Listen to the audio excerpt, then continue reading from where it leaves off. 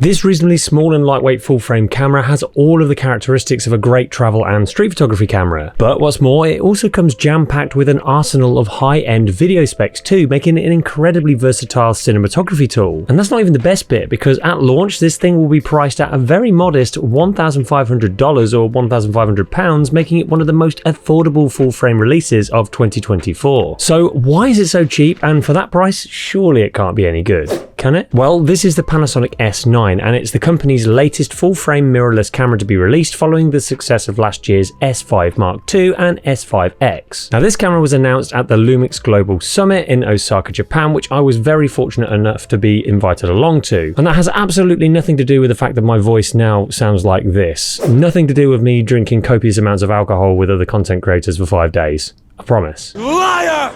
Anyway, the good news is that during that trip, I had plenty of time to test out this camera, though it is important to remember that this is still a pre-production copy and it's likely to receive a final round of updates before it finally hits shelves later in the year. So what is this S9? Well, in some ways, this is just a simplified and reshaped version of the S5 Mark II, as they both share some of the same internal features and specs, including the same phase detect autofocus and tracking system, as well as the same 24.2 megapixel full-frame sensor, which is capable of some pretty magical things, particularly when it comes to capturing video, but obviously we'll talk more about that a little later on. However, structurally, this S9 is an entirely different beast and has been trimmed down quite significantly in order to make it small, lightweight, and cost-effective. In fact, body only, it comes in at just a little over 480 grams or around a pound in weight. But this does obviously come with a few compromises. Firstly, they've clearly done away with the EVF, and many of the other shortcut buttons have also been removed, including that rear joystick. There's now only one dedicated command dial located on the top plate, and although there is a secondary one on the back here which doubles as a D-pad, it is much smaller, thinner, and overall just feels a bit more flimsy than the one on the S5 Mark II, which certainly means it won't be to everyone's taste. Now, due to its smaller size, there is only one SD card slot on this camera, which is located next to the battery, and the other inputs have also been slimmed down, and the list now consists of just a USB-C port for direct charging, a micro HDMI port for attaching a monitor, and a mic jack port for attaching a mic, but there's no headphone port for monitoring audio directly through the camera. Now, although there's no dedicated exposure compensation dial on the top here, there is at least this shortcut button that allows you quick access. But if you're like me and you use exposure comp quite a lot, then you can also change the functionality of the main command dial to act as an exposure compensation dial in whatever shooting mode you prefer. In fact, one thing that I do really like about this camera is that most of the dials and buttons can be fully customized so that you can adjust the camera to operate just how you want it to. But if you're living in the future and you're not a fan of buttons and switches anymore, then you can of course control the vast majority of the settings on this camera via this 3-inch flippy tilty touchscreen on the back, which is nice and responsive. Now, although there's no raised section at the front for your fingers to grip onto, it is still very nice and comfortable to hold, surprisingly. And that's aided primarily by this generously sized rear thumb rest on the back. Now, at this point, you've probably already spotted the green finish too. Well, that's because this camera is actually going to be available in four different colorways. There's black, red, blue, and then this olive green color, which personally I'm a big fan of. Now, speaking of color, one of the camera's core benefits is that it features Panasonic's real-time LUT function. Essentially, it just allows you to upload your own custom-made LUTs to the camera, and then using this dedicated button on the back, you can quickly and easily cycle through the options you've imported at any point and use them. Now, doing this will allow you to bake your chosen LUT into your footage in camera, effectively meaning that you don't have to color grade the footage afterwards in post, and that potentially saves you a lot of time. Though, of course, those LUTs are permanent to the footage, so if you don't want to commit to using a specific LUT right away, then you can always opt for the vlog option instead for greater flexibility in editing. But anyway, this LUT option can actually be used to apply color grades directly to your JPEG photos too, in a similar way that you would use Fujifilm film simulation modes on a Fujifilm camera. But obviously, the key difference here being that these LUTs are completely customizable rather than being restricted to the parameters that Fuji offers you in camera. In fact, it's even possible to take your existing Lightroom presets and convert them into LUTs and then use them on this camera, which is exactly what I did with my own Stanford preset taken from my Lightroom preset pack, available to buy now on tomcalton.com. However, I do have to warn you that this isn't an entirely straightforward process, unfortunately, and it does involve downloading and using a few different pieces of free software in order for it to work. Now, another thing to bear in mind is that because this whole real-time LUTs functionality has predominantly been designed for video use, when it comes to converting Lightroom presets to LUTs, I found that the end results aren't like for like with what you would expect to see in Lightroom. In my case, the color grade that I imported came out looking super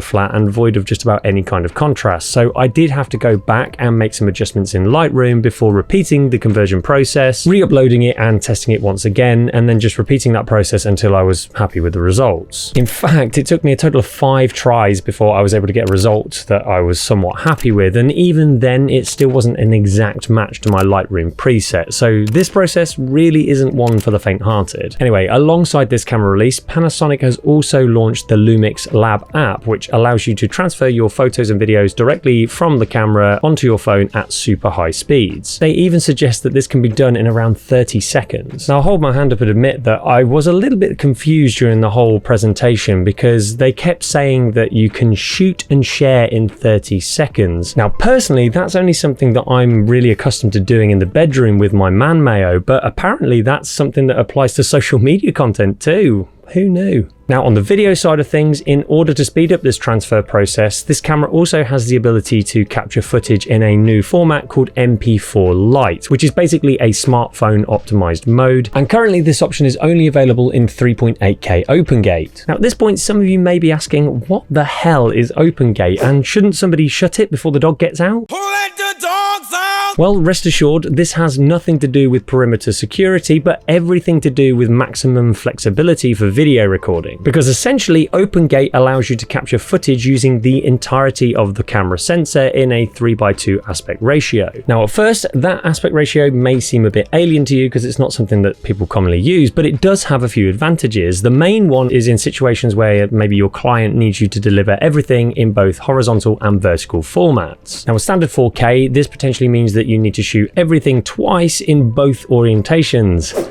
Oh joy. Well, with OpenGate, you can just shoot everything once in 6K, like I'm doing right now, and then in post, you can adjust those shots to suit the outputs that you need, whether that's a 2.39 by 1 anamorphic shot or a 9:16 vertical. And you aren't just limited to MP4 Lite either. There are the obligatory MOV and standard MP4 options too. And outside the world of 6K, this thing tops out at 4K 422 10-bit up to 60 frames per second with a slight crop, or up to 30 frames per second without a crop. And this camera is also equipped with 5-axis IBIS, offering 6.5 stops of stabilization, which works impressively well and allows you to capture smooth walking shots without the need of a gimbal. But as impressive as all of these video features are, and they are impressive, there is one thing about this camera that seemed to be the constant topic of discussion during the trip, and that's the fact that currently video capture on this camera is capped to just 15 minutes, or for 6K OpenGate you're limited further to just 10 minutes. Honestly, for most scenarios,